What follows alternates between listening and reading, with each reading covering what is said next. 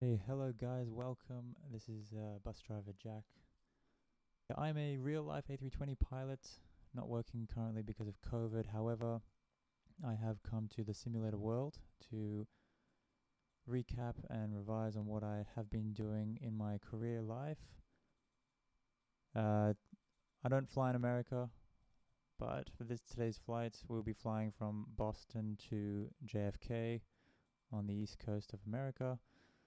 This is in X-Plane 11 with the Flight Factor A320 Ultimate mod and their sound pack and some various other things for sky colors and textures on the ground, such as this apron here. I'm a first officer, so I have programmed the view to be on the right-hand seat. Today's flight is just going to be a very quick tutorial on how I set up the aircraft like we do in the airlines. To give you guys a clearer idea, I know there are other videos out there that will probably be a little bit better than mine, as I am very new to all of this. However, if you enjoy it, I hope you follow us along. I'm just going to set up the aircraft, get us ready, push back, do a quick takeoff, fly over to New York, and show you how we quickly configure the aircraft for a landing. I don't have a flight plan for today. On a later video, we'll do a full flight with a flight plan, how to read and decode some things on a typical flight plan that we get given from the airline. But for today, we'll just put a SID out of Boston and a star into New York, and we will improvise as we go along. So first, when we come to the aircraft, assuming it was shut down completely, we will have ground power plugged in, and some airlines actually have air conditioning as well, but that is extremely loud. So we can keep that off for now. So we come in, we check outside the aircraft as we're walking up. Let's set all of this up actually. We can come here, open up the doors. We can call the fuel truck and have the cargo all there. So as we're walking up to the aircraft, I'm looking for three things usually, and that would be that the chocks are in place here. The APU area is clear, and also that the landing gear doors, what position they are in. Get out of the way, Delta. So that is these doors here, if they're open or closed, because if we do power up the hydraulics, they will close, and if there's maintenance personnel or something in there, it can be a very bad day. So now that we've checked that, we run through a quick checklist on our QRH, which is a quick reference handbook, usually kept in this box here on my side, and the captain has one on that side as well. And I'll run through the items now. I'll see if I can get my hands or make one up for you guys and leave it in a link on further videos. But for now, if you just want to follow along, so I'm checking that the engine masters are both off, engine mode selector is on normal, that the weather radar is switched off here. Then I come up here, check the landing gear lever, the position of it, and it should be down. Both wiper selectors here, both wiper selectors are in the off position. Then I come up and switch the batteries on. I'm checking that these numbers are below 28.5, sorry, above 25.5. Once the battery is on, the aircraft will do a series of limited checks because it knows it's only on battery power, so it can't run everything. Then I come up and I'm going to conduct an APU fire test, so I know it's safe to switch on the APU. All the computers haven't booted up in this Flight Factor 320. Usually on the real aircraft that's a lot quicker, and the chime will come as well. On this one it needs a few minutes. Then we can switch the APU on if we wish. However, some airlines prefer to keep this off as long as possible because it does burn fuel. So we will assume today we want to save as much fuel as possible, save the planet, so we will keep that off as it's nice 15 degrees outside, and we don't need the AC, and we have ground power. Then Once that's done, we will see that the ground power is available, so we can switch that on, and the whole aircraft comes to light. Then we can adjust the cockpit lights as required. After that, we'll set up the EFB. Here we don't have an EFB. It's this multi-function computer thing that comes with the add-on. After that, I would receive the airfield data, the ATIS. I usually do that. Whether I'm flying or not, I just get the ATIS if I can. Check the MEL and the logbook, and then we check a few pages before we go and do the walk around. We would check, see if I can get closer to here. Okay, on the door page, I would check that there's enough oxygen for both me and the captain in here. It's saying low pressure because the crew oxygen mask is switched off. Once we switch that on, that will eliminate that amber message up here.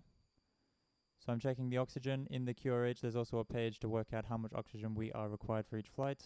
So we just have to make sure we have over that amount. Then we go to the hydraulic page. I can't find it. And we're checking that these three are in the green area for our flight. Then we come over to the engine oil quantity, and we're making sure we have enough engine. This is enough. There's also a calculation in the QRH to work out how much quarts of oil we need for each flight. There's a certain burn number per hour.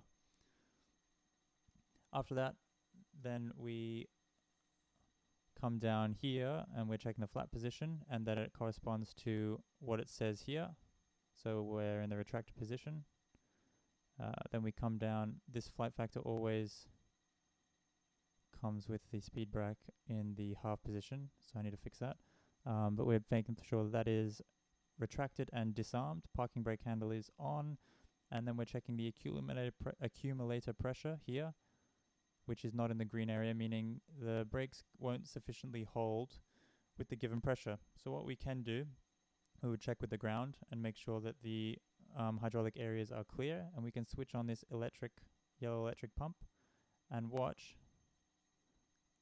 It brings that up to the green area, and once that is done, we can switch that back off. Okay, we check the emergency equipment and the rain repellent CB panels, and that the gear pins and covers are all on board and stowed, and then we do the exterior walk around.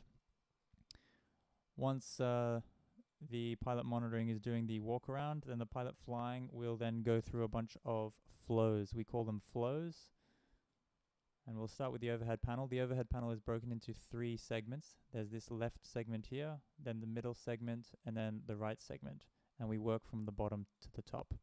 So the first thing on the list would be extinguishing all white lights, regardless of the segments. So I'll switch on the oxygen supply and these fans for the for the cargo heat. Some airlines allow you to keep the fuel pumps switched off until required, such as pushing back. So we will do that today to save the fuel pumps and give them a little extra life. Then we come over here and we work our way to the top. We'll switch the ground recording on for the cockpit voice recorder. This is so all the briefings and everything are recorded, because this does not start recording until the first engine starts. So that's on. Then we usually do a test, which is here. The flight factor, the button is clickable, but nothing actually happens. Usually if the parking brake is set, you can hold down this and then it will do a loud chime if the voice recorder is working properly. The airline I used to fly for, or still fly for rather, post-COVID hopefully, we have this switch to captain and purser. Some airlines only allow the captain to initiate the evacuation. However, some airlines also allow the purser to initiate the evacuation if no command is given from the flight deck in case of an emergency. Then we work our way up and we switch the ADIRS on to nav. They will then do their series of checks and alignment. We'll work our way down. This is our lights section here. We put the strobe on auto, the navigation on system 1. Everything else is left off for the time being. Seatbelts and smoking is left to auto. The emergency lights are armed. We can't have any passengers on board until these are armed. Once we've finished with that, we work our way up. Probe window heat is on auto, and the landing elevation is also on auto. Then we come up. This is the pack flow. Below a certain amount of occupants on board, I believe it's 141, don't quote me. If we have less than 141 occupants, passengers and crew, we can switch this to low, meaning we don't need that much flow out of the packs to preserve their life. If you have above, then it is kept on normal, and in severe conditions like extremely hot or extremely cold, you can switch it to high to get the cabin to the desired temperature quicker. We'll leave it on normal today. We work our way up. We then do a battery check by switching off the batteries. I don't know how I'm going to do this in the simulator. Let's see what we can do. Actually, I'll bring this screen up. We'll put it on electrics. And then I'll come up here. So when I switch the batteries off, these are going to disconnect. So it's switched off. The simulator doesn't do a good job, but when I switch it on straight away, they should read, I'm a bit rusty, I think it's 50 amps or less and decreasing as soon as I switch them back on. And this goes from, I think the highest number then was 5 and it went down to 3 or 4. So the batteries are fine, basically is what that's saying. Okay, we can get this away now. Then we come up to an engine fire test. Looking down here, we have the master warning here. On here we have the engine 1 fire, and then we're checking here that the engine fire light is illuminated. Let go of that. And then the same thing with number 2. We have all the lights here, the squib lights, master warning lights are showed, engine 2 fire, ECAM is there, engine page, and then the engine 2 fire light is illuminated there. Let go of that. Since we're here, we can check that the APU is working as well. Yep, perfect. Working our way up here now, we come up to this panel here, make sure the PA is on, and we leave it at 1 o'clock position. This is so that all the PAs are recorded on the voice recorder in case both the captain and I have the PA switched off on our ACP. Audio switch should be on normal. This we can't change anyways, and these maintenance lights are switched off. What is that one there actually?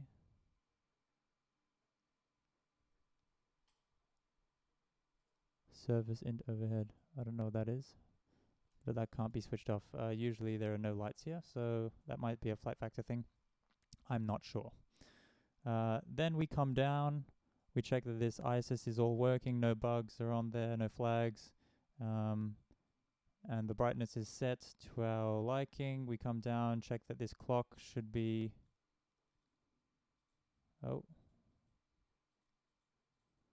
reset, and that this time is correct,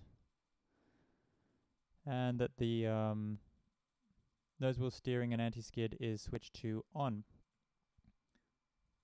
Then we come down, we check that all these switches are to the normal position, which is 12 o'clock. Coming down, thrust levers are at idle, and engine masters are on. Mode selector again is on normal, parking brake is set, and the gravity gear is stowed. That's basically it for the preliminary cockpit. Once the captain is back, then we set up our glare shield here. Make sure QNH is set. Our desired EFA setting is there. And if we have a clearance or an expected clearance, we should set it here.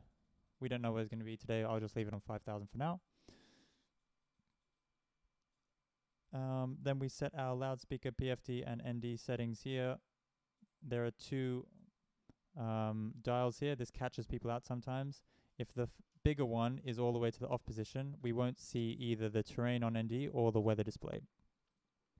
So that can be a nasty surprise if you realize and then you turn that up and then suddenly you have big cumulonimbus clouds right in front of you. So make sure both of those are up, the PFD settings are up, and what have you. Then we'll set up the MCDU FMGC. We check that the aircraft status is okay, that the nav is in date. Obviously these dates are incorrect, but in real life we make sure these are correct. And there's an acronym called DIFSRIP, P with a double P at the end, DIFSRIP. And I'll show you through now how we do that. So data, aircraft status, which is the page we were just on. Then we come over to init, and we're going to go from Boston to JFK. There's no company route saved, that's okay. IRS init, and we'll align on ref. In real life, with the GPS enabled aircraft, they just initialize by themselves. You can put an alternate in here, we'll leave it blank for today. However, if you put an alternate in there, then in the flight plan page, you can then build a flight plan from your destination to your alternate. Our flight number can be AA111 today, and a cost index of, let's say, 20 on your flight plan. That will give you a number there, so you don't have to make up one. The cost index basically tells the FMGC what speeds to fly, whether you're more fuel concerned or time concerned. Cruising altitude, let's say we'll go to flight level 250. For some reason, you can't change the ground temperature. In real life, you can. Anything blue is changeable on the real aircraft. For some reason, in the Flight Factor, they won't let you change this. Once you change this, that would also adjust the temperature here. You can also put a manual temperature in there if it doesn't agree. Wind, you can put in the winds, climb winds, and then the cruise winds and descent winds. However, we won't do that today. After the DI, then we're going to F. We'll do a departure today out of Boston. We'll do 04 left. I think that's the closest one with this departure. I'm just putting in random ones. I have no idea what they look like. And we'll do a arrival into JFK. And we'll do ILS. Straight in would be something like this, 13. So we'll do ILS 13 left. Let's do that with a random one for now. Insert. We'll clear the discontinuity, because after this, actually no, after the manual, you can't clear it after a manual, but we can clear this one. So now if there was a break in the flight plan, it's just going to join the dots together. What manual means is a part of the SID, the standard instrument departure out of Boston, there's actually radar vectors implemented in the actual plan to get you out. So we will do that, and we'll probably just go direct to this VOR here. GPS primary, we can clear that. Okay, then in a secondary flight plan, copy active, and usually what we do is at the last point of the SID, we'll change the destination back to where we came from. In case of engine failure, we need to come back, and we set up the arrival with no star. Secondary performance, we just need the performance details for the approach. QNH was 1013. I know in America they do inches of mercury, but I prefer hectopascals. Wind, I set it. It was 6 knots. No, sorry, 090 at 6 knots. And we'll do an MDA of 250. That should be fine. Okay. Then we come to radio nav. If they're small, then that means the computer is dealing with the radio navs. If we manually put something in, like let's say this is Lima Victor Zulu. So if I put in Lima Victor Zulu here, it will go big, and that means it will not disconnect from this VOR until I come in here and clear it. So for departure, we usually manually punch them in so we can keep a VOR on here without it changing. Because if I change these over, then I've got the VOR details down here. So usually for departure, we manually punch them in and then clear them once we are above 10,000 feet. But for now, I'll keep them auto because I'll probably forget, considering I'm trying to make a video at the same time as fly. Then after the R, we come back to init B. That was the init A page. This is the init B page. We put in our zero fuel weight and CG we get from the load sheet.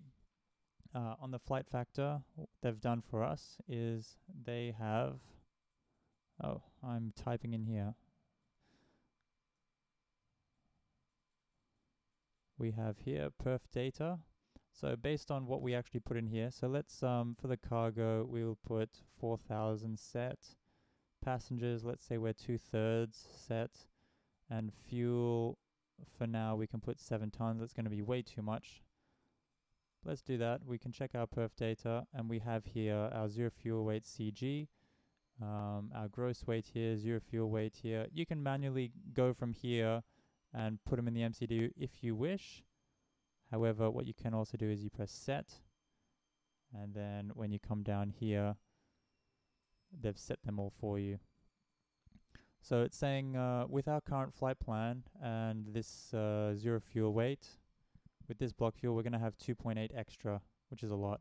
Usually we try and keep that down to a minimum because the more fuel we have on board, the more we're burning to get it there, and we're wasting fuel. Anyways, for today that will be fun. Then we come over to the performance data. We will go with Flaps 1. There's a cool website. I'll leave a link in the description. You can plug in all of your flight details and which airport you're in and the weather, and it will work out your V-speeds for you. But for now, we'll just go with random numbers that I know will be kind of safe. Don't do this in real life, obviously. So I want to go with Flaps 1 for takeoff. The THS, Trimmable Horizontal Stabilizer, we actually have, it tells us here, come on, THS position up 1.5. So we come over here and we go, so 1/1, it was up 1.5. Flex, we'll do 65 for now. V1, okay, so this should be okay. I'll try and keep it on the higher side just to be safe. Transition altitude, let's do it at 9,000 feet. I don't know what it is over there. Thrust reduction and acceleration is usually 1,500 above airport elevation. Some companies lower it to save a bit of fuel, I believe. So we will do 800 above airfield elevation. And then the last P is progress. We put in the runway that we're taking off from. I believe it was 04 left. 04 left, yes. So we have a bearing straight back to the runway that we came from. Perfect. That is basically your aircraft set up. So then the captain will come back from his walk around. He will check over everything. And then once you're happy, we'll just wait for the last passengers to board. And then we get on our way. So we'll assume we are close to the end of boarding, so we can start the APU now. Once you switch the master on, you should wait 3 seconds before switching the starter on, because there's a flap in the very back of the tail that needs to open, and it usually takes about 3 seconds to open. So we'll start the APU, assuming the passengers are almost completed boarding. We can start disconnecting stuff. So we don't need the fuel truck anymore. Cargo can go, and the back door can all go. So let's have a look what the aircraft looks like now. So we just have that front stair and the ground power. Nice cleared day here at Boston. Very cool. Okay. So we can see the APU is available. We have power and we have bleed air. So I can go ahead, go away. Switch the APU bleed on and the ground power coming off. So now I'm running all on the APU. I can tell I can now tell the ground staff to disconnect that. And let's assume now the cabin crew come and say boarding is complete. The captain would say, okay, clear to close the doors. We can close those doors now, and we would ask for our pushback clearance. So that was the door closing. We'll ask American 111 request push and start from gate whatever this is, and then they would reply with American 111, you are clear to push and start facing to the whatever have you, and clear to start. So it would be great. We'll need to push back, I believe. Where is runway 04? Left, that's engine. Okay, so we will push back facing this way so we can taxi straight to the runway. So I will leave a link on what this is better pushback for those who don't know. Fantastic. So we can call them so that because they take some time sometimes. So once we get the clearance from the air traffic control, we then switch on the beacon light to let everyone know we are ready to start our engines. And then we also switch on the fuel pumps. There is an Airbus procedure that says, let me try and get to this page.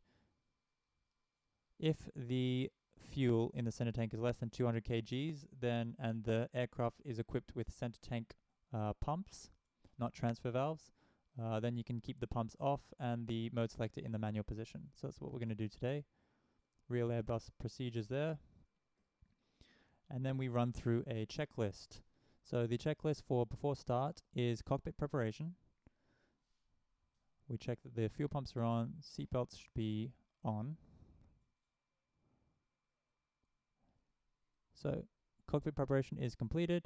Gear pins and covers are removed, signs are on, ADRS is on nav, and we can confirm that by going here, data IRS 3 navs. Fuel quantity, we check. We have 6,980 kilograms. Takeoff data is set, and the bar ref, we have 1013 set, and the captain would say 1013 set, reading X amount of feet here. Okay. Then we have the pushback clearance. We check that our window and doors are closed and they're alarmed. Fantastic. Beacon is on and the thrust levers are idle with the accumulator pressure in the green. So she said we can, so we'll run through the checklist first. Windows and doors closed, beacon on, thrust levers idle, and parking brake is set. I'll now disconnect that so we can start the pushback. And once we release the parking brake, we set this to on. So we start the flight time from pushback, from chocks off to chocks on basically. And she said we are clear to start engines. So on another video, I will run through the single engine taxi procedure. However, because we're very close to the runway, we're going to start both engines.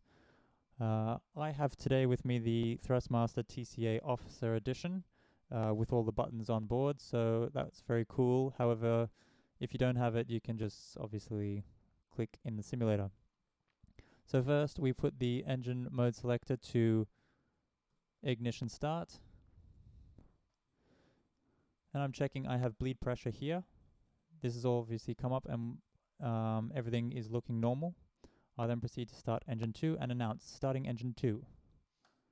I move the master up and I'm checking this bleed valve opens up to feed air into the engine. N1 will start spinning. Once it gets to a certain value, it will start feeding fuel into the gas chamber, and this is our A igniter. There's 2 igniters. It is ignited. As we can see, the EGT is rising. Once it gets to a certain value and it becomes self-sufficient, it will close the bleed valve as it's running basically on its own like it has there. We're watching that all numbers come up normally, and the magic 3 I use is 246. This is around 20, this is around 400, and this is around 60 for N2. The engine is now available. We'll start with engine 1 now. Starting engine 1. And the same thing, grey box. We can set the parking brake now. And same deal. So the igniter is started. Fuel is flowing. EGT will now start to rise drastically once the fire has ignited, basically. Watching all numbers climb steadily. And basically once this grey box has extinguished, the engine is available. However, the light is sometimes a bit delayed. We can tell her to disconnect. 246, just about. There we go, engine is available. So now we go through the after start flows. As pilot flying, I will switch the engine mode selector back to normal. I'll come up here. I'm not using the APU anymore, so I'll go APU bleed off. Anti-ice is not required today. And APU is coming off.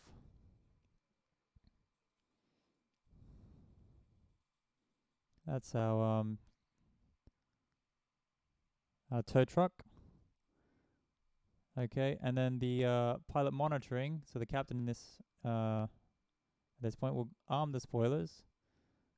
Make sure this is zeroed and set our flaps for takeoff. And then we need 1.5.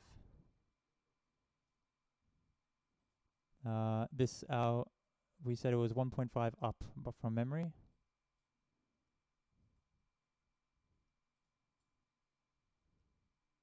$1.5 up, and we can confirm that by opening up this, going to performance, up 1.5. Cool. So that is all set. Assuming we have our taxi clearance, we can then pop this to on, pop this to taxi, and away we'll do the after start checklist. My apologies. After start checklist, anti-ice is as required. ECAM status is checked. It's reading normal. Pitch trim is 1.5% or whatever it was set, and the rudder trim is 0. Okay. Now we'll check right side is clear, and the captain will check the left side is clear, and then we release the parking brake. And away we go. I'll give it a little bit of power, and we have to do a brake check. So brake check. The captain also checks this, that no residual brake is left over. So brake check. If these show pressure going in, then that means we're using the alternate brakes and something is wrong. So that the fact that that didn't show anything is good. We clear right side, clear left side. We'll be turning left. And I'll do the flight control. We usually do it on the way. I can do it now. So flight control check. I go full up. Well, this is hard with the rudder on the joystick as well. Full down. Neutral. Full left. And full right. Neutral. And then we check the rudders. I'll check the rudders once we reach the runway.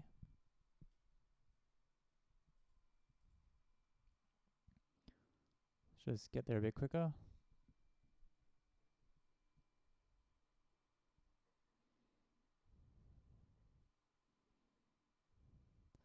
So with the yellow line, we want the yellow line basically to go in between our legs, as bad as that sounds.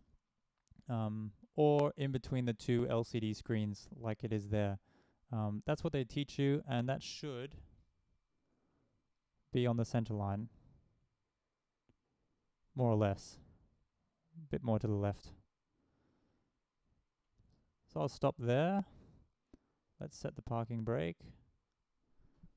For the rudder, we usually hold this down and then turn the rudders to the left and right.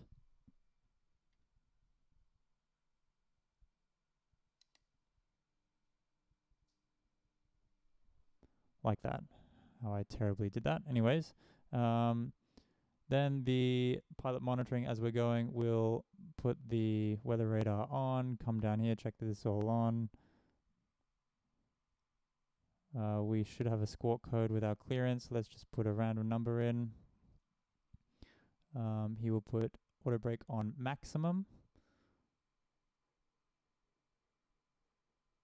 And in the flight factor, we need to make sure that the cabin is ready. We do this by pressing this button here. This is what the cabin crew have in the back. And that tells us that the cabin is ready. And then we press takeoff config test. Everything is in the green. We do a quick briefing. We check our V speeds. 145, 150, climb nav blue, 1FD2, initial climb will be 5,000 feet. QNH 1013, we come over here. And check we are on the Boston 04 left runway with the next waypoint of this. Then we check config 1, flex 65 degrees, it gives us 87.9%. Config 1 agrees with config 1 agrees with config 1. And then we are 60,300 kilograms today, so we are allowed to come back for an immediate landing since 66 tons is the max landing, and we have an outside air temperature of 15 degrees. And then we do the before takeoff checklist, which is flight controls checked, flight instruments is checked, briefing confirmed, flap setting configuration 1, V1, VR, V2, and flex temp. We have 145, 148, 150, flex of 65.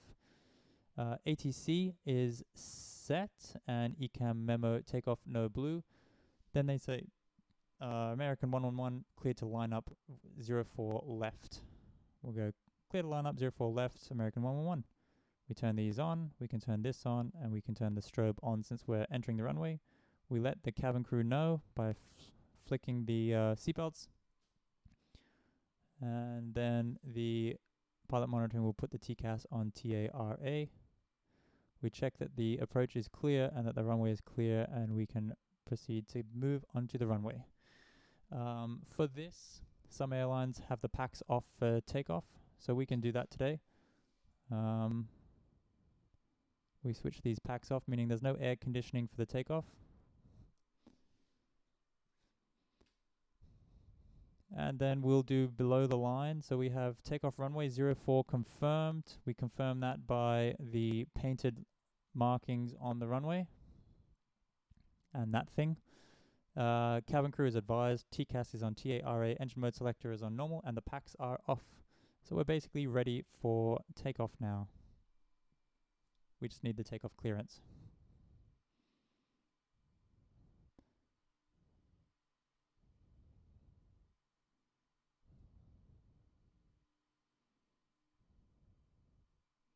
Again, they say American 111, you are cleared for departure, cleared for takeoff, 04 left.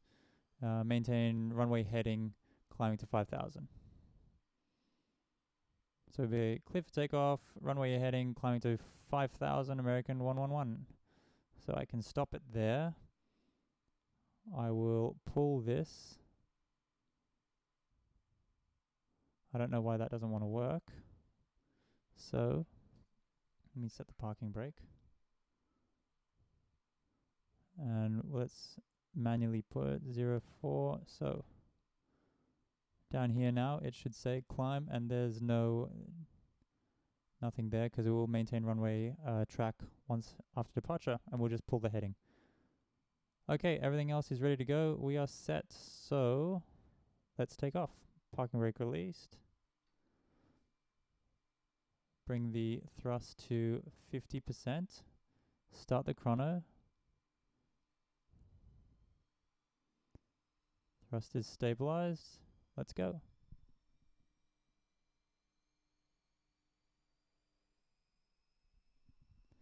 So I'll read this out.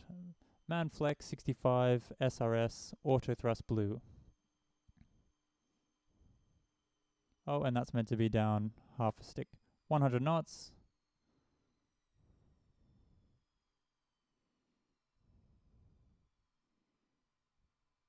V1, rotate. There's a bit of a crosswind here.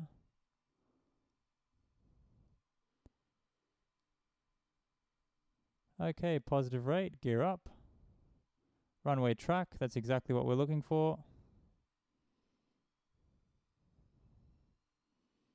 Keeping it in the middle of the flight directors.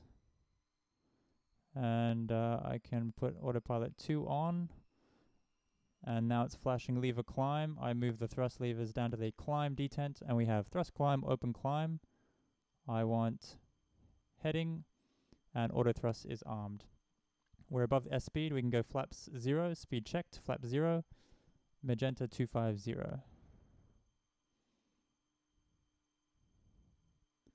And when flaps are 0, the pilot monitoring will disarm the spoilers and switch these off, and switch one pack on first. At thrust lever climb, the pack should be switched on, and we wait about 10 seconds, and then the other pack comes on. And then we do after takeoff climb checklist. Landing gear is up, flaps are retracted, and packs are on down to the line. Then the ATC might say turn right 070. Right heading 070.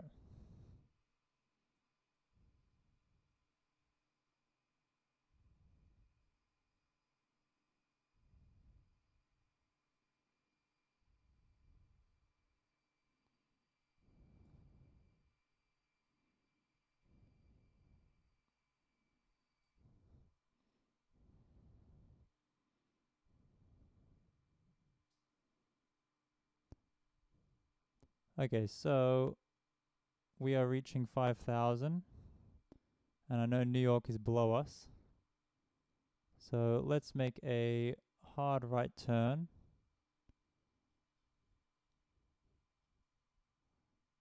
So we read out Alt. We're at 5,000. Let's keep going to 25, and we'll pull. Thrust climb, open climb to 5,000, Alt blue.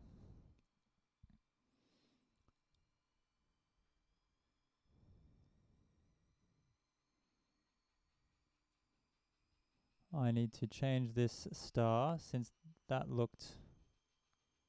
If I go to plan mode, New York, the ocean is here, I know that. So I want a star that comes from the east side. So I go to JFK, arrival. We're on 1-3 left already, so I will go 1 over. And let's try a different one. That's from the south. That looks like it's from the...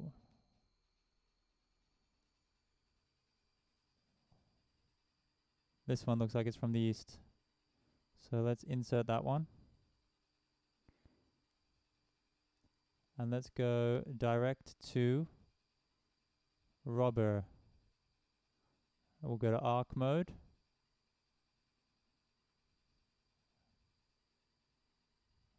Oh.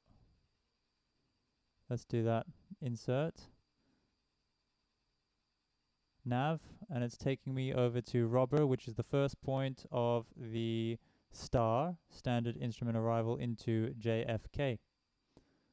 200 miles to go. Okay, so this flashing means we've passed the transition altitude. We set it at 9,000 feet, if you'll remember. So we will pull this to standard.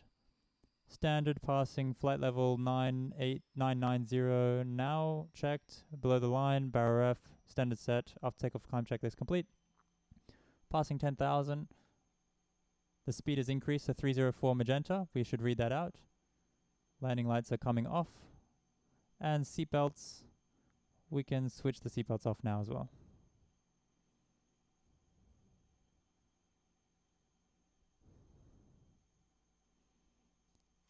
This is outside the side of our aircraft. Very cool clouds, a lot better than the stock clouds. A lot better. This is the other side, Boston down there. Very cool, hey? Very cool.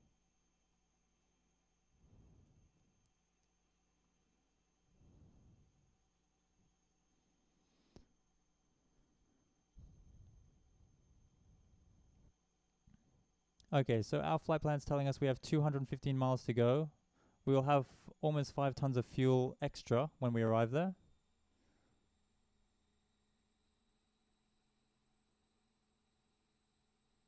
Very good. And this is where we will reach our top of climb. We're going to the progress page. 250 is, our optimum is 390. But we'll stay at 250 for today. So whilst we are climbing, I'll just run through a little bit about myself. So I'm a 320 first officer. Been flying for a couple of years, and now found myself with some time off because of COVID. Not a lot of flights going on. So I thought I would help fellow simulator pilots at home learn how to fly these aircrafts, especially with the new Microsoft Flight Simulator out with the 320 that comes as standard. Help everyone out on how to fly it, how to set it up and treat it the way real A320 pilots treat it. I am a little rusty, so everything might not be absolutely perfect. However, this is how we fly a 320 in the real world. Obviously, by now, I would have this out. I would have our documents here. I would have a nice cup of coffee sitting in here. We have no ashtrays on the real thing, or at least in my airline. The headsets would be coming off above 10,000 feet, and we'll use this microphone here. When we use the microphone, we make sure that the speakers are all turned up so we're not missing any ATC calls, because it can be a little bit louder than when you have the noise-cancelling headphones on. I'll be talking to the captain, probably listen to his bad jokes. Sometimes the cabin crew come in to say a quick hello, sometimes not. With this flight, we don't have a lot of time, with 200 miles left. So we'll also run through how do we descend? When do we decide that we need to start going down for a perfect descent and approach into our destination? Well, there's a small calculation. You need to be really good at your 3 times table. So if you're not, I would highly recommend brushing up on your 3 times table. I'm not amazing, and especially that I haven't been flying for a while, I have gotten a bit rusty. So what we do is we work out what our altitude is. So let's say at 25,000 feet, we want to work out when we want to descend when we reach 25,000 feet. So we go 25 times 3, which is 75. 75 plus, it is 1 for every 10 knots over 200. So if we're doing 250 knots, we'll plus 5 to 75. We'll be doing, let's say, 300, so we will plus 10, if that makes sense. So we'll be 75 plus 10 is 85, and then we have to correct for the wind. We have a 6-knot tailwind, so it is 1 mile for every 10 knots. So we can round up and say it's a 10-knot tailwind. So we will increase. If it's a headwind, we will decrease, because the tailwind is going to mean it's going to be pushing us, which means we need more miles to descend to cater for that. Whereas if we had a headwind, we can get 1 mile closer to the destination before we go down, because the headwind is going to be pushing us back rather. Okay, so let's say 25 times 3 is 75, plus 10 for the speed is 85, plus 1 for the wind correction is 86. So 86 track miles. This is our track miles, because a track mile is, why did I close that?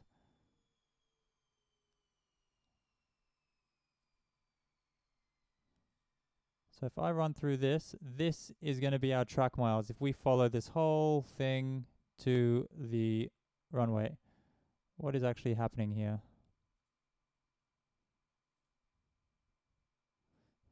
So from Robber to JFK, and then from JFK to Coursair.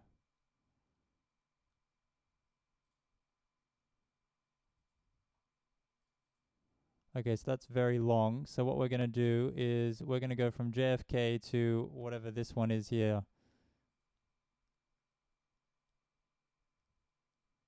So we're going to delete Coursair.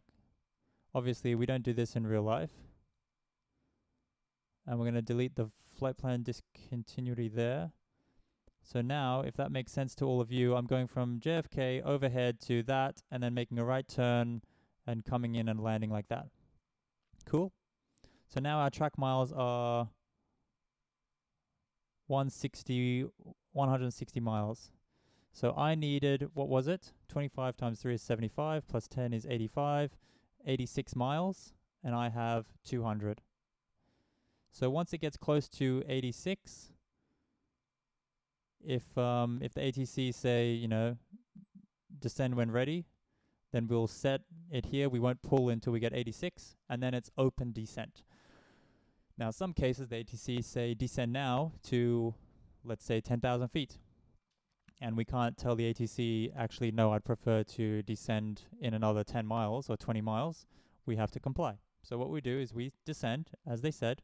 However, we won't pull it to open climb, because open climb is going to give us idle thrust and is just going to descend and use the pitch to control our speed.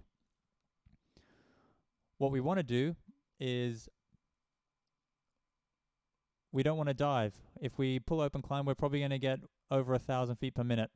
We're going to get like maybe 1,800 or so. Speed Alt Star. We should read out everything that comes up here. And then once we hit into this blue section, it will go Alt and maintain the altitude. So if they tell us to descend before the 86 miles, then we'll descend to 10,000, let's say, and we'll go by vertical speed at minus 1,000 feet per minute. Mac Alt Cruise.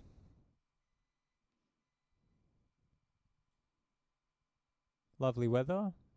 I miss this view, that is for sure. See what the passengers are looking at. It's like what it is outside. Empty flight. It's definitely COVID. And what about the other side? I should get some add-on with this shadow rendering. Can definitely do better with that. And outside.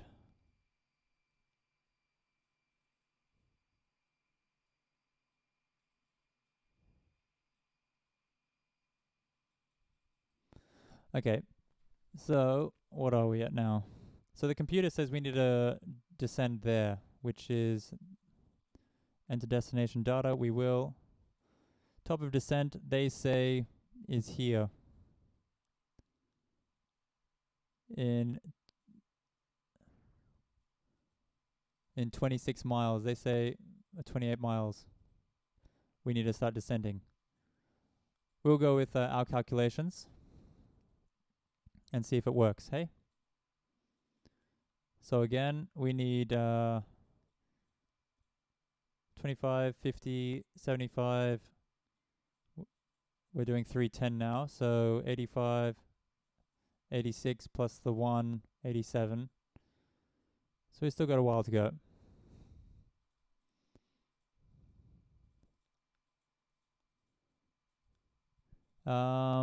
What else can we talk about? I don't have any bad jokes, so I'll just talk about this channel, which hopefully won't be a joke. So yeah, I'll do a lot more videos. I'm going to use the Flight Factor 320 for any study-related things. I've been doing a few engine failures and other failures in this, and it's pretty good. It's not exactly accurate, but it is pretty good. A lot of things up here are all clickable. These are lights, but these are all clickable, and they actually work. The actual flight envelope in this, I'm not 100% sold with. I think they could do a bit of a better job. But yeah, so any flight study related things, I'm going to use this Flight Factor 320. However, I have been looking at Microsoft Flight Simulator, and the graphics are amazing on that thing. So for general purpose things, I might move over to Microsoft Flight Simulator to run the tutorials, just so the videos look a bit better quality.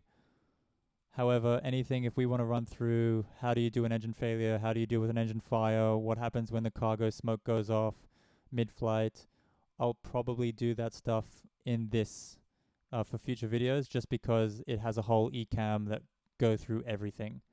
So yeah, for future videos, I will be using this one. Please, please, please, if any of you have any ideas or questions, or how do you do this, what happens when this happens in real life, anything like that, please feel free to comment below, I would really love to engage with fellow aviators, answer any questions that I can. Yeah, and along the way, I might give some cool little fun facts that I've found out during my career. Like, this is your friend. This is the AC vent for overhead. Also, there's one down here that you can't see. And there's one here that keep your feet cold. Amazing.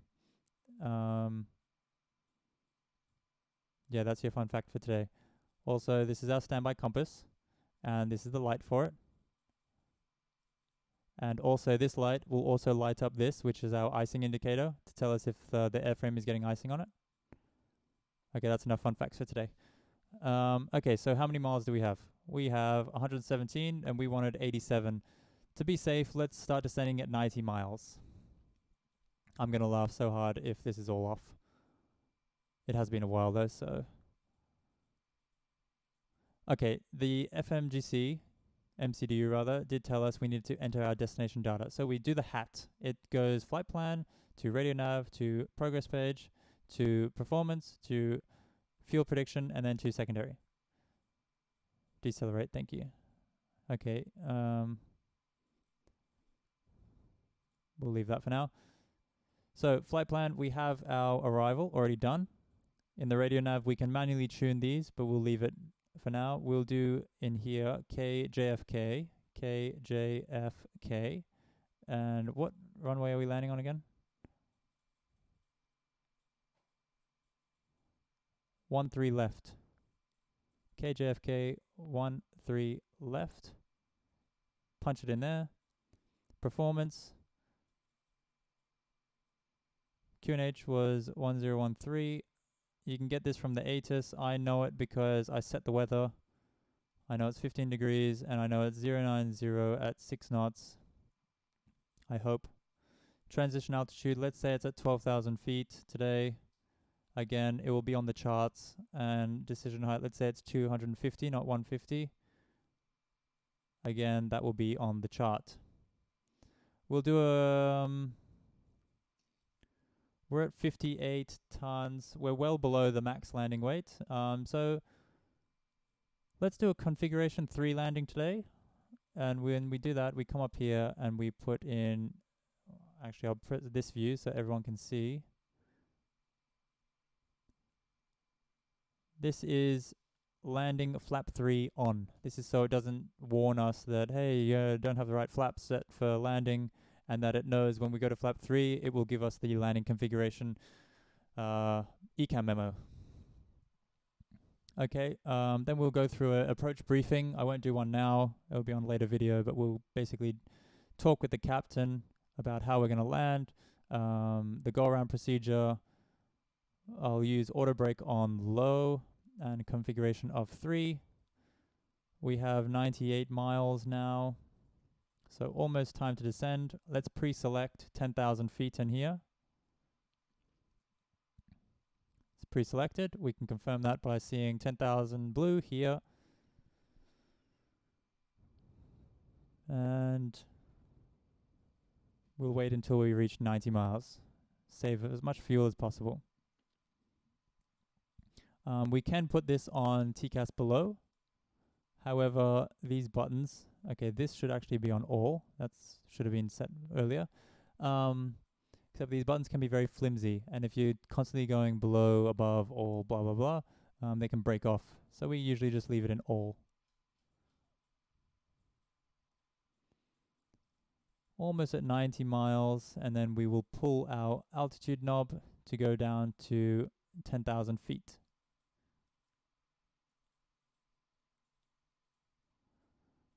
Okay, there's our 90 miles. We'll pull, thrust idle, open descent, 10,000, or flight level 100, alt blue. Now usually we put the seatbelt sign on when we have either flight level 150 or 15 minutes to arrival. So this says we're going to arrive at 12:16 and it's currently almost 12. So we almost have 15 minutes. Let's do it now to give the cabin crew plenty of time to secure the cabin. There's the seatbelt signs going on. This sound pack's pretty cool. You can hear people's seatbelts go on and off. It's very funny. Usually once we put the seatbelt sign on for arrival, suddenly everyone needs to use the bathroom.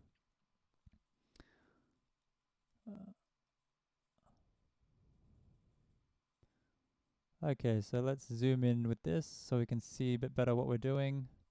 Okay, now we're going to be monitoring our approach. So we're decelerating to 270 knots. So that means our speed correction will now be 7.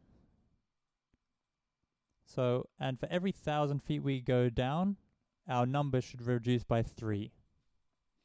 So we needed 87 before. Now we'll need 87, 86, 85, 84.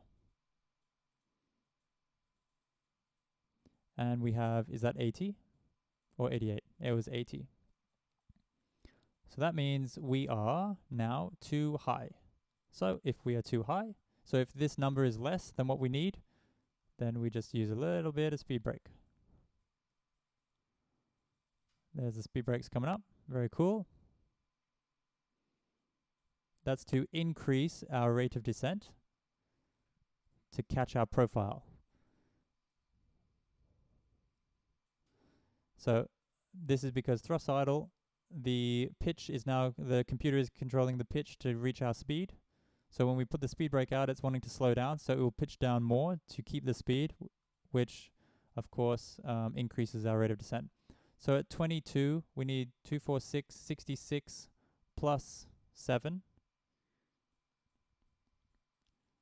So that's 73, and we have 74, almost on profile. Well, we are now. So we can reduce, we can cut them off. So let's call it for 20. At 20,000, we need 60 plus 7 is 67. So at 20,000, we need 67. This is all when the aerodrome, of course, is at sea level. If the aerodrome was at 3,000 feet, then we would minus 3,000 off this before we times it by 3. So at 20, 20 minus 3 is 17, 17 times 3, etc. But because we're at sea level, we can just assume we don't need to minus anything off this. So at 20,000, we need 67 miles, and we have 69. So now we're a little bit low. That's okay. If we were very low, then what I would do is I would pull this and reduce this to 1,000 feet per minute to slow down our rate of descent. Speed, vertical speed minus 1,000, we have to read it. Slow down our rate of descent to catch our profile. So at 19, we need, oh, this is going to be a tricky one. 19, so 9 3s are 81. Sorry, 9 3s are 27. 27, 30, 40, 57. 57 plus 7, 64. 64. Look at that, bang on. So now we'll pull it, and we go thrust idle, open descent. So that's how we do it, and we're basically playing that game all the way down. Okay, so now I'm just getting up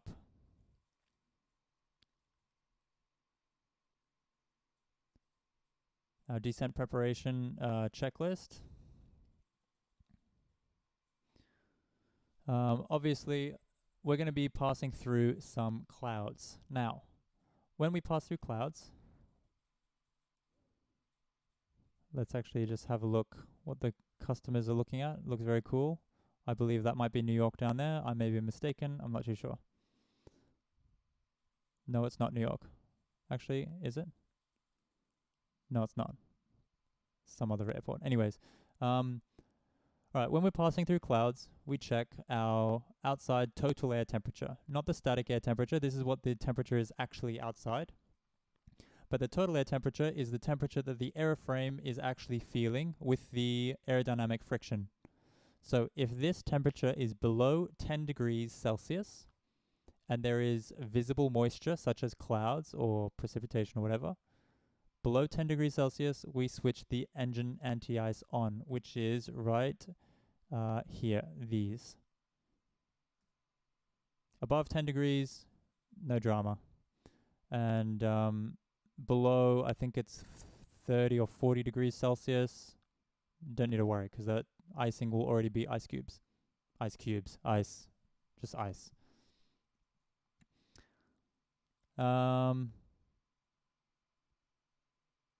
Okay, so we have landing elevation on auto. This is a part of our approach briefing that I didn't do today, but that's just another thing to be aware of. Now let's check on our profile. So at 15,000, we want 15 times 3 is 45. 45 plus 5 is 50.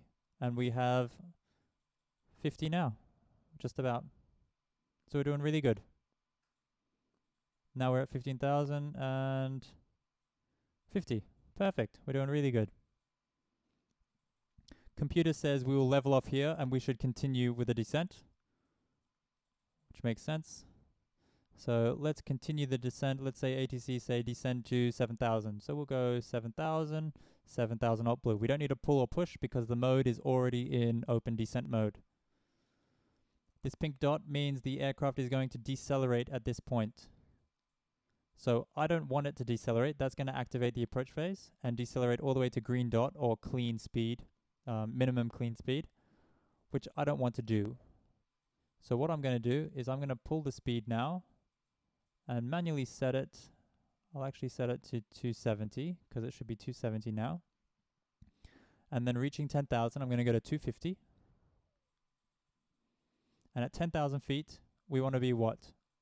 10 times 3 is 30, plus the aim is to be 250 knots at 10,000. So that's B5. So I want 35 track miles once I reach 10,000 feet. So we have here 40. So at 11,000, I'll reduce my speed to give me 1,000 feet buffer to slow down to 250. We're approaching clouds. Let's check the temperature. Yeah, we have +4, so I'm going to switch the engine anti-ice on.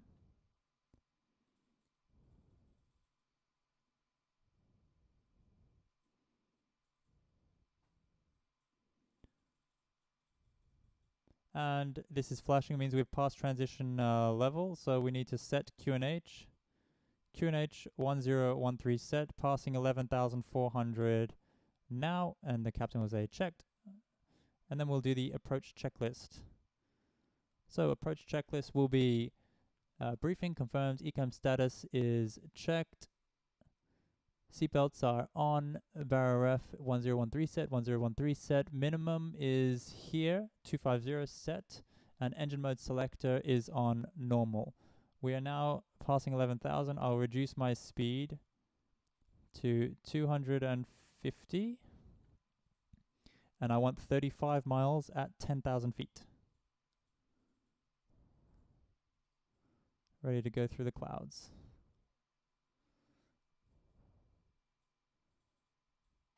I wish the wings flexed a little bit more. So we're reaching 10,000 and we're almost at 35. Okay, back up front. Okay, reaching 10,000, we'll now put the landing lights on.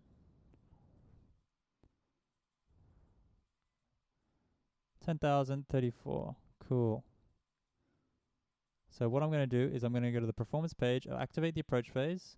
Now, if I manage the speed or push it, it's going to go down to green dot. So that's just there ready for me when I want it to be.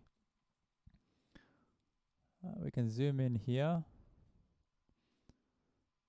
So I'm going to keep it at 250 for now. So, like I said earlier, for every 1,000, our number here should go down by 3. So we needed 35 at 10. So that means we need 32 at 9. And I have 31. So I need to increase my rate of descent a bit.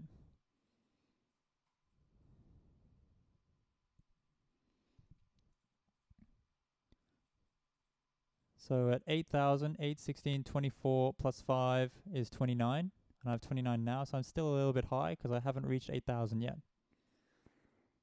Let's continue this descent down to 3,000. Let's assume ATC said descend to 3,000 feet. At 7,000 feet, we want 7, 14, 21 plus 5 is 26.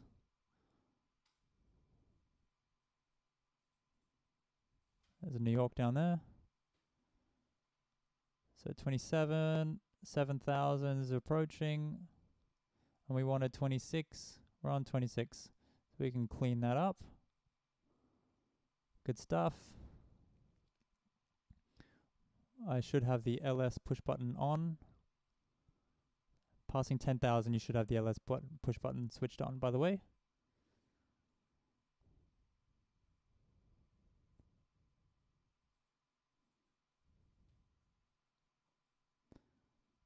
Okay. Reaching 6,000, we want 6, 12, 18 plus 5 is 23. And we are basically on profile, which is fantastic. Okay, now, so this is our runway here, and this is the extended centerline. When we intercept, when we turn base, we want to be on flap 1. So we need to cater for that. So we need to manage our speed, push the speed. So the computer brings us down to our green dot, and we go below our little orange eyebrows here, amber eyebrows. This is our maximum speed with the flap setting. There's a little bit of turbulence here. What's the temperature? Almost 15 degrees.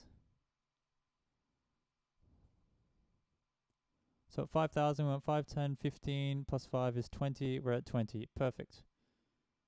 Okay, no more visible moisture. We can switch these off because that is actually keeping our idle higher than we wanted.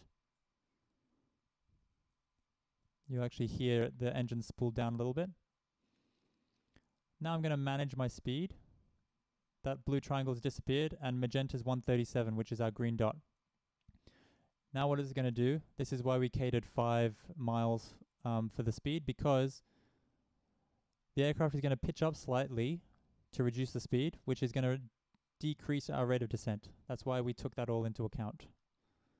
Look at beautiful New York. Wow. Fantastic. Very, very cool. Okay, focus.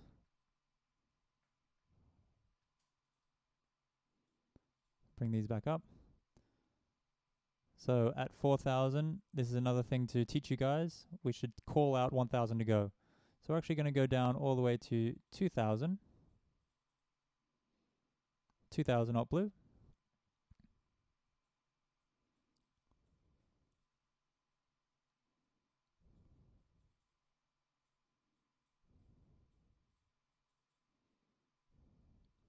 So we're doing really good.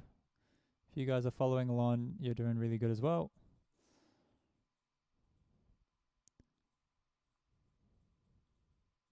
Okay, once we reach closer to green dot, I want to avoid the engines spooling up to save fuel. So if you time all of this really correctly, the engines are going to spool up when we get closer to green dot. So I'm actually going to put flap 1. I've got a button for it, guys, so I'm just going to press the button. Flap 1, speed check, flaps 1. The engine's going to avoid spooling up now until it gets down to S speed.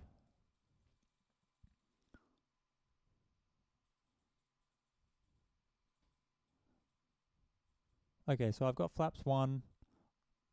I'm at 3,500, and I have 10 miles, so 3, 6. So I should increase, actually, my rate of descent just a little bit, because at 3,000 we need 369 miles. We should be good. Should be, as he says.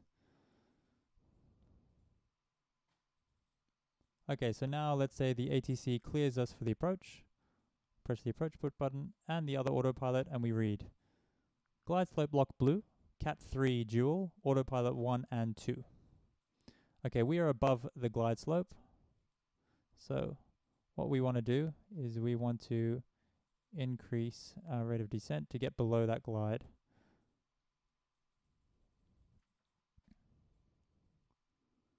and we might have to intercept from above, which is a lot to ask for on a new video. So what we're going to do is we're going to do gear down to stop our speed from climbing, lock star. That means we're catching the localizer. It's non-standard gear down to slow us down.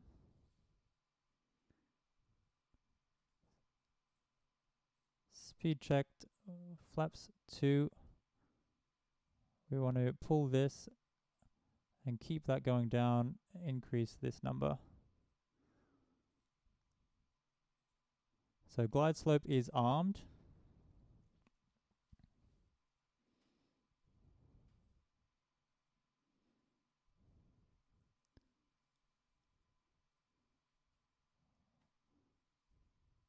Hopefully we'll catch that glide slope.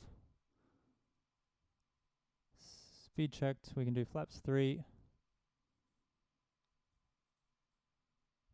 Pull that up, because we're going to catch the glide slope any minute now.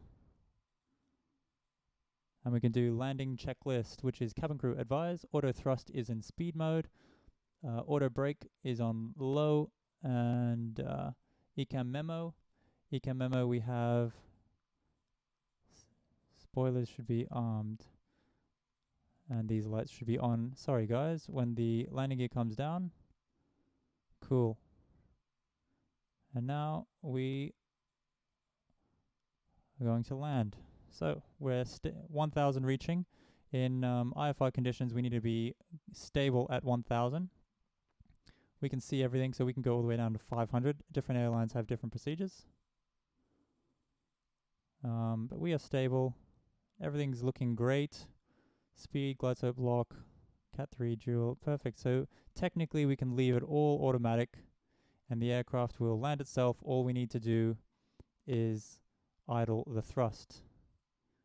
However, today I will do a manual landing. I'm holding a microphone with my left hand, so I don't know how this is going to happen. I really should get a microphone stand, I think. Okay, so I'm going to disconnect the autopilot now. It's I have an auto. It's a bit windy. Okay, Cat 3 single. Land. Oh, very windy. Cat 1. Continue. Keeping flight director and looking outside. Keeping flight director looking at the ILS. Keeping flight director looking outside again. Keeping the glide as much as I can. Once we get to this height, we're going to just live with whatever we have.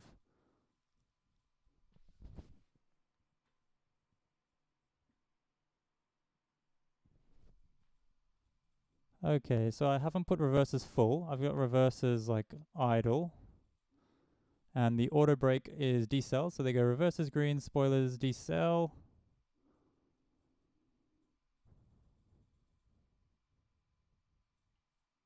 Manual braking, 70 knots. So the pilot monitoring will call 70 knots. And then we can have reverse idle up until taxi speed, and we will slowly exit the runway. I have no idea where we're going, so usually in our approach briefing we will explain where we're going to go. So let's just follow this over here.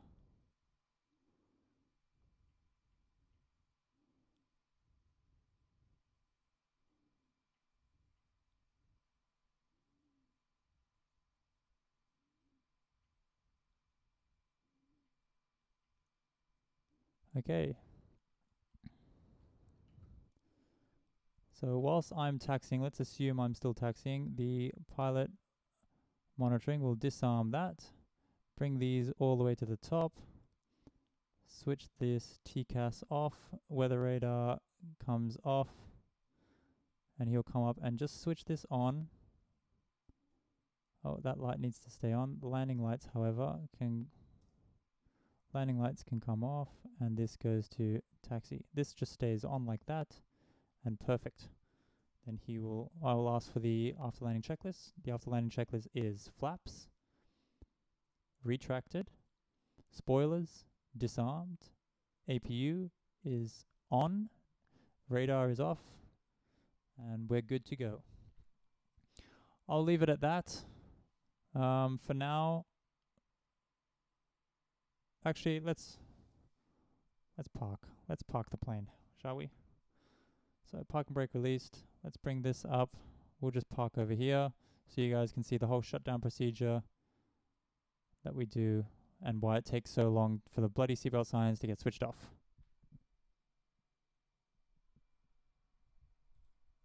So clear right, clear left, turning right. How do we get in there?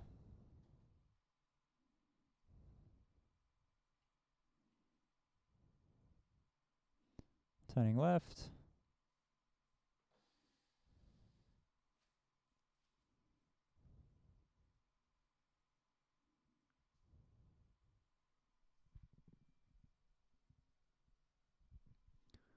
Okay, clear right, turning right. Again, you want to keep that yellow line basically going under your seat. Except this is an awkward turn, so I don't know what's going on here.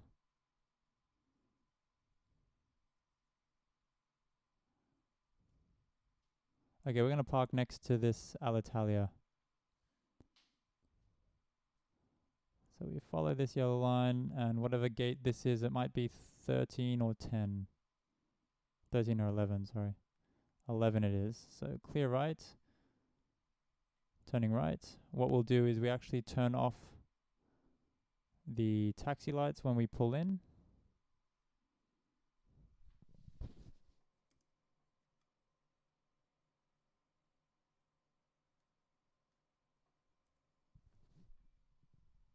And that's so we don't blind the ground staff that are there.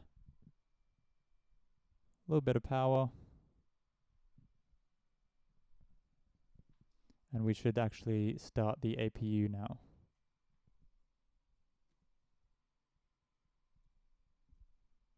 We should have started the APU turning into the gate. Bring this to a stop here. Parking brake is set. We'll check once the APU is up and running. So this may be one of the causes that's taking a while for the seatbelt sign to be switched off.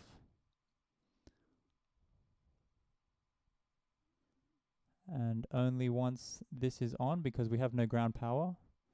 So that's all available. We switch the APU bleed on. We come down here. This comes off.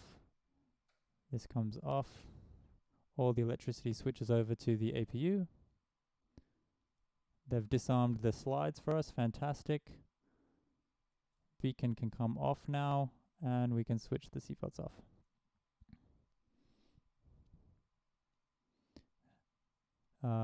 Then the pilot monitoring will switch the fuel pumps off. And then we do the parking checklist, which is APU bleed is on, engines are off, seatbelts are off, external lights, nav logo. This strobe should have come off when we left the runway. That's my bad. Fuel pumps are off, and then parking brake and chocks. Parking brake is in. We're waiting for the chocks. Let's say the chocks come, they're put in place, and they've given us external power. We can go with the external power, and the APU is only being used for the AC. Fantastic. And let's say the doors are now opened. If we switch this to off, I think they start disembarking. We can open that. And that's it for our flight today to JFK. I hope you all enjoyed. I'm sorry if it was a little boring. I hope some of you at least learnt something. I will be coming up with a lot more footage and different destinations along the way. And hopefully you can all learn something and learn how to fly an A320 like a real Airbus pilot. Well guys, for now, that is it. Once again, I really hope you enjoyed. Thank you for watching. Please like and subscribe. If you enjoyed this and want to see more, I would love to show you all. Have a great day and Happy New Year.